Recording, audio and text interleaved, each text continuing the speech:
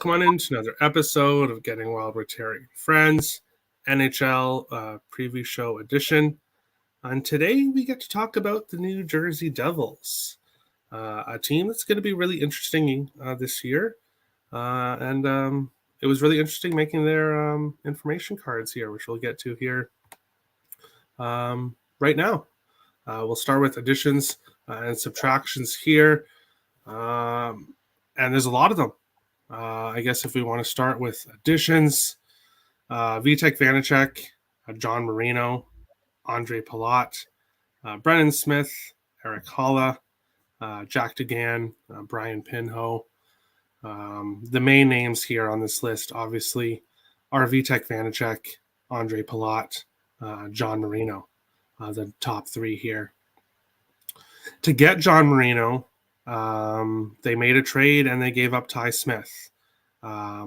Definitely not a player I would have moved. He's a prospect that I'm very high on myself. I think Boston wins that trade, and I don't think it's quite close. I think Ty Smith will be the better player overall. Pavel Zacha for Vanacek, though, that's a good trade, I think, for New Jersey. Vitek Vanacek, I guess, will be splitting time with Mackenzie Blackwood. We'll have to see exactly where New Jersey goes with that. But I think he is a addition to the goaltending for New Jersey. Signing Palat in free agency adds another offensive piece to a team that showed that they can have some very good offense. Last year, all season long, Jack Hughes assist props, as well as Jesper Bratt assist props. And now they may have Palat on that line, which is just even more offense, which I'm super excited for the Devils and for betting purposes. Eric Holla, speedy center, prior Wild player. I really like Eric Holla. Obviously, since he's left the Wild, he's went to quite a few teams here. Coming into New Jersey, I think he adds depth to the bottom half the lineup. Looking at the players that left, I went over Ty Smith, but I think for the short term, adding John Marino may help New Jersey for the short term. So actually, for like this year, it might actually help them. Long term, it's going to be a loss, though, but short term, it'll help. PK Subban left in a free agency, still hasn't signed anywhere. Rumors he might sign in Toronto. We'll have to see there. And then the other two guys up top here. Basically, New Jersey added a lot more than they subtracted this offseason, in my opinion, at least. Ryan, what do you think here for the Jersey's additions and subtractions this year? Yeah, I think the start is goalie, and the Devils had a disaster in goal last year, and it was part due to the injuries, but and they ended up using 7 goalies. They used guys like Nico Dawes, who probably wasn't ready for the NHL. John Hammond, the Hamburglar, as we all recall, just had a complete disaster in goal. And Vitek Vanacek is going to provide some stability in goal. For a goalie, he's young, but he's been in the league for a couple of years now. So he's done a couple of years outside of North America, a couple of years in the American Hockey League, and now has a couple of pro NHL years of experience. So he's going to provide stability. I think he's going to be the 50 game guy in a combination with Mackenzie Blackwood. And we're talking about additions, but Blackwood is really interesting. He's freakish. He's like 6'5" and has speed. It's a real unreal combination of skills. So I think the Devils have a pretty interesting combination in goalie and could have a pretty good combination in goalie. So I think that's the biggest change they made in the offseason. They're trades that you can see on the left side and the right side. I think that the Marino for Ty Smith trade, it was just like 2 players who would probably thrive in different systems. And, there's differences of opinion on who won in that trade. But it's more of a system trade. And then we have Hala and Zacha, trading as well. I had the same thought on Hala. He's going to be a speedy third line center that's going to make a contribution. Palat's the guy that he's now 31, I believe, so he's not going to have the numbers of his youth, but he's been to 3 Stanley Cup Finals recently, so he's going to provide some real valuable experience. Yeah, for sure. I agree. We'll go and look at the next part of the show here for the Devils, and that's looking at their top prospects as well as upcoming free agents. You will notice that their upcoming free agents list is very long.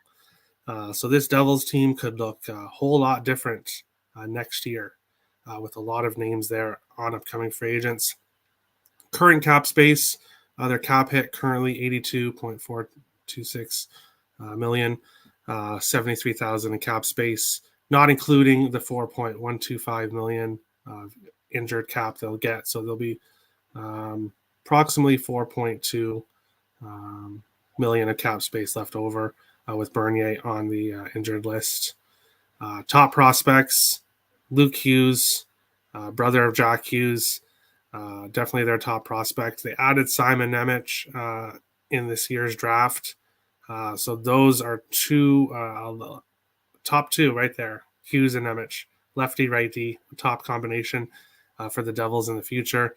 And then you have Holtz, Zetterlund, Stillman, kind of lower tier prospects, but Holtz should still be a good winger. And that doesn't even include all the other prospects that are already playing for the Devils. The Devils have a good prospect system, and they're a good young team. So I look for them to improve each year. When we look at the upcoming free agents, as I said, Jonathan Bernier, the 4.12.5 million, I do not think New Jersey will sign him. They are going to re-sign Mackenzie Blackwood, who's an RFA, and they obviously have Vanacek signed for a few years. So they're not going to re-sign Bernier. When it comes to the defensemen, Severson and Graves, we'll have to see what the Devils do.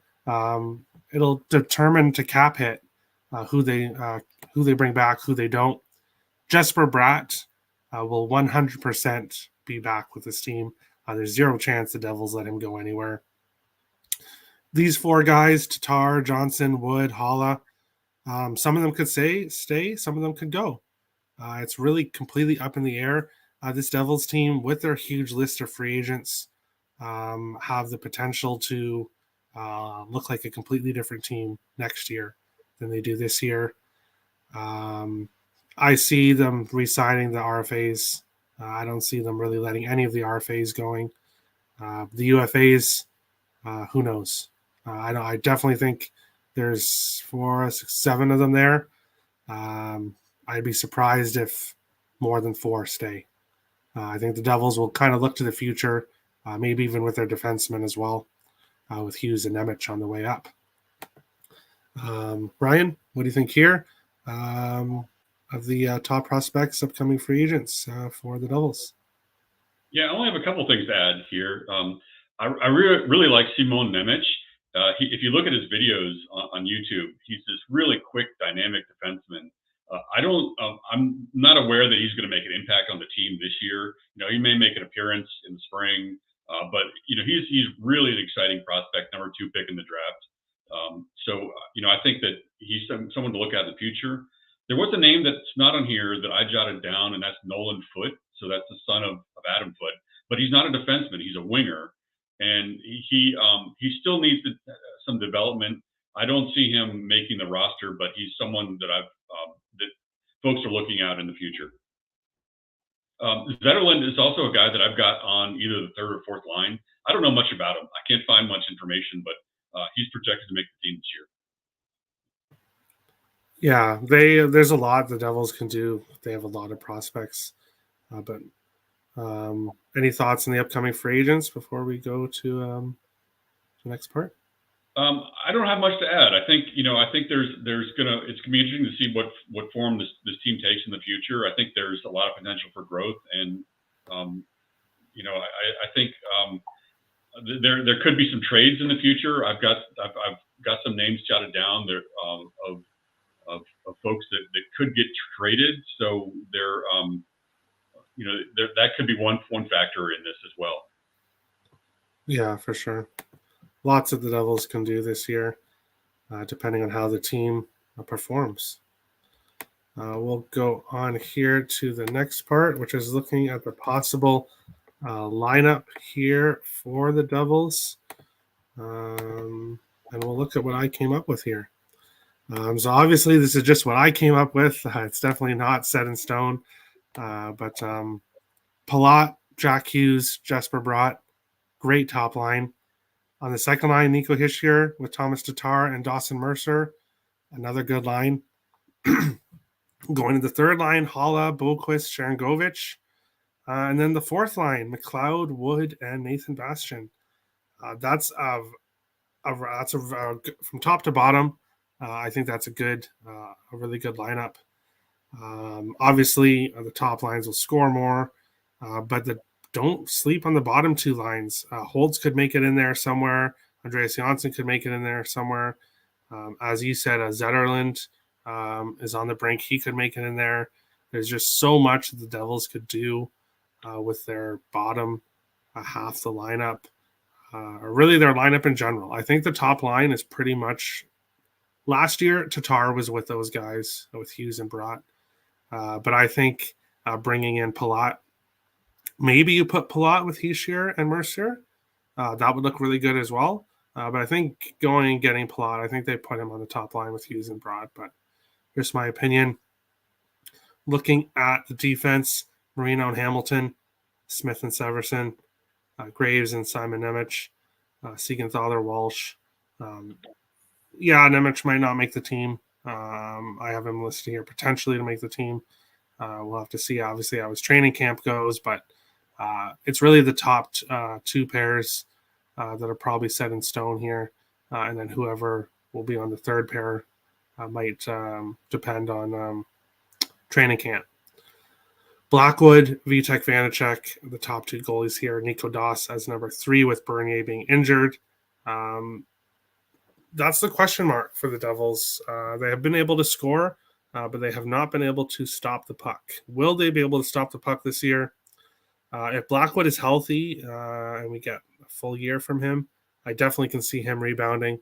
And I have Vitek Vanacek, a new team. We'll have to see how he does, but I think high-scoring lineup. If they can stop the puck, this team could actually be pretty dangerous, in my opinion. Ryan, what do you think about the Devils' possible lineup here? So the thing that comes to mind, this reminds me a little bit of the Seattle Kraken situation, but they're a little bit more. The Devils are a little bit more developed. The Kraken have these two really exciting young center prospects in Shane Wright and Matty Beniers, and the Devils have these two really exciting young centers, and Nico Hischier and Jack Hughes. But these guys have experience under their belt. They've got full seasons of the NHL that they can draw from. And I think they're really developing an exciting team. One thing, a trend that stands out when you look at a lot of these players is speed and creativity. And they're really, what they're doing is they're building an offensive team. And there's a lot of different styles in the NHL. And it seems like the Devils are trying to build the Colorado Avalanche mold, which obviously is successful. So I think they're on the brink of building something successful. Last year was kind of rough. Like, they had a good start, they had a good October, and then just the wheels came off. And I think they're going to improve on that this year.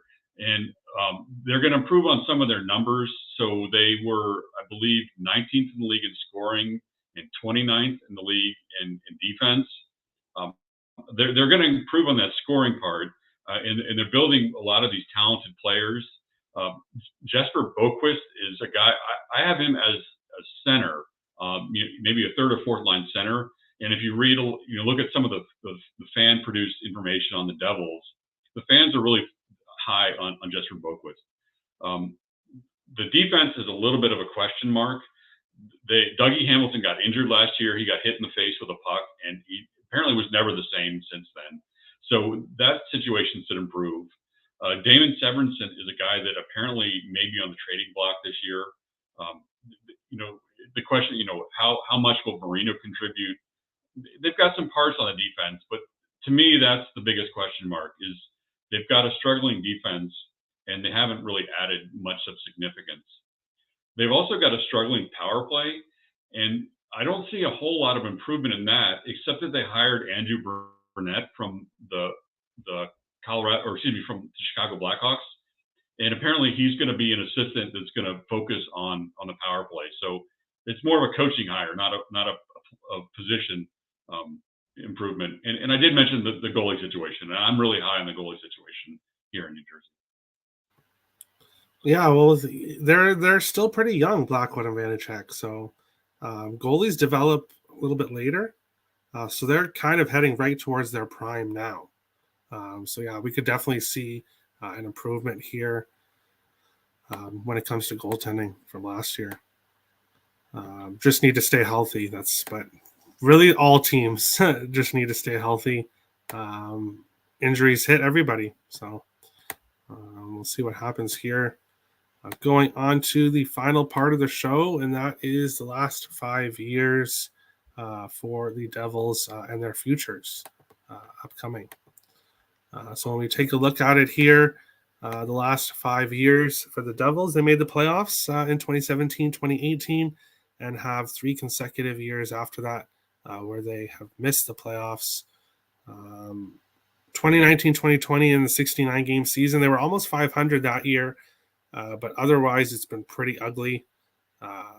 20 games under 500 last year, so very ugly year last year.